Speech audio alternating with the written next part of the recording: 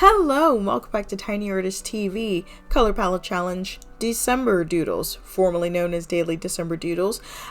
If you missed the outro, intro, all that, whatever, there's just been a change in schedule, but I am still going to be working on these characters for as often as I can for the month of December.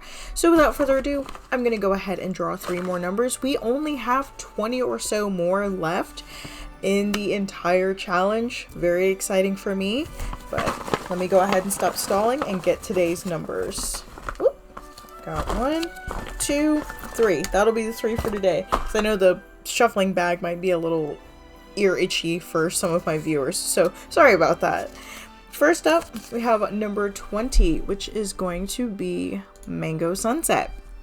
And again, some of these characters may end up not being holiday themed, but if I can make them holiday themed, I would prefer that. Mango Sunset may not be going in that route. Also, that's the wrong red. Give me a second.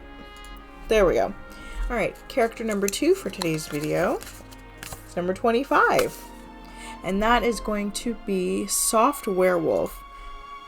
Definitely not Christmassy. It's actually very similar to the color palette that I used for my Raccoon Magical Girl during the live streams. I'm gonna have to double check that, make sure it's not actually the same palette. It's not. I see Lavender Lemonade. We're good. Character number 3 for today's video is going to be color palette number 10, and that is Crayola. I'm making this face because I've worked with this color palette before. Hopefully the character prompt that I generate from the Draw It app will help me create a character that's not, you know, nah. So let's go ahead and get started. The first character in today's lineup is a depressive dwarf adventurer, and I'm, with this particular color palette, inclined to make this a Duragar. If you're not sure what a Duragar is, here's where I explain more D&D lore to you. So Duragar are basically an underground race of dwarves. They're kind of the equivalent of what a drow is to an elf, or what a Svefneblin is to a gnome. So the Duragar are just underdark dwarves, basically. And so, yeah, I figured with these colors it would be a little bit easier to kind of express that in this particular character. Now, of course, normally I would ignore the color for the clothing item, but I think this color palette would actually be helped a lot by adding a black, not a dark black, more like a really dark but soft bluish gray, something that would read black with this color palette, to make the Duragar's outfit. So that is character number 1 for today's video.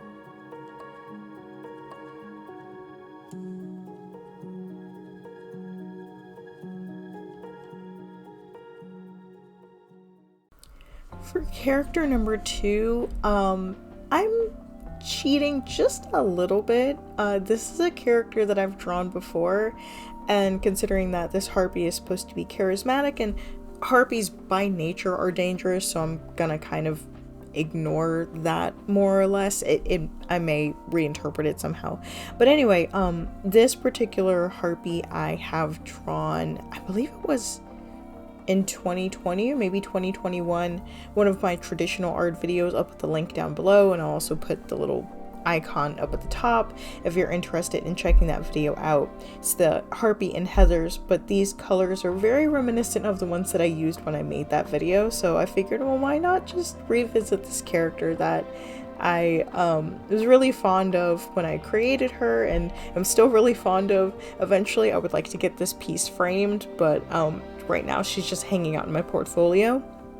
But she has a new accessory.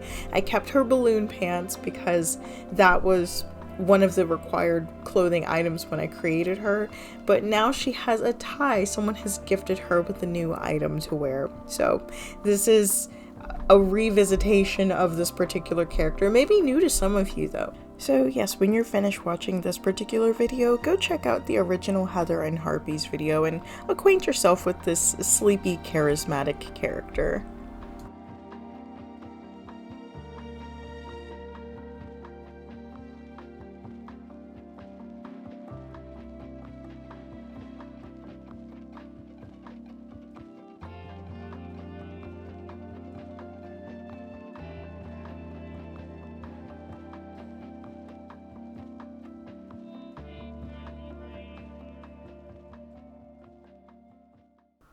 Character number 3 is an intelligent adolescent mermaid. Their accessory is ice, and that'll come into play with the outfit. So her required clothing item is a glossy lace shirt with skull and bones.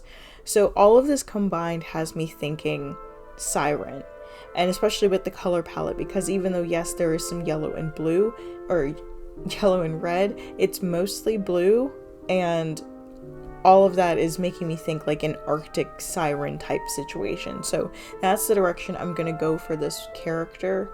And I tried to incorporate some more like zoologically accurate elements to this particular character, but these colors aren't really true to nature. A lot of Arctic animals are either just like white or brown or gray, so I kind of just took artistic license with the, you know, what kind of creature I drew inspiration from to make this siren character.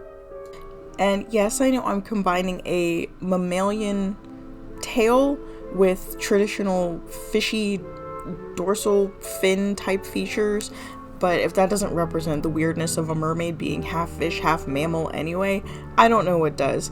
And so I wanted to give her the delicate fishiness on the side, but if she's living in the Arctic, she's gonna need to be warm.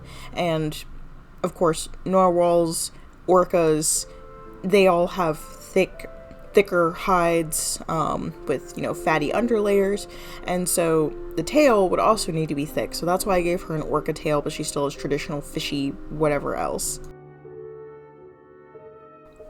So this brings us to the end of yet another addition to the December Doodles color palette challenge. And so the next video, I will try to have that up probably Wednesday. Saturday is probably not going to happen. So Wednesday at the latest, most likely. But that's all I have for you guys for now. I'll see you in the next one whenever it goes up. And until then, have a weird day and Merry Christmas, Happy Holidays, all that good stuff. See you later.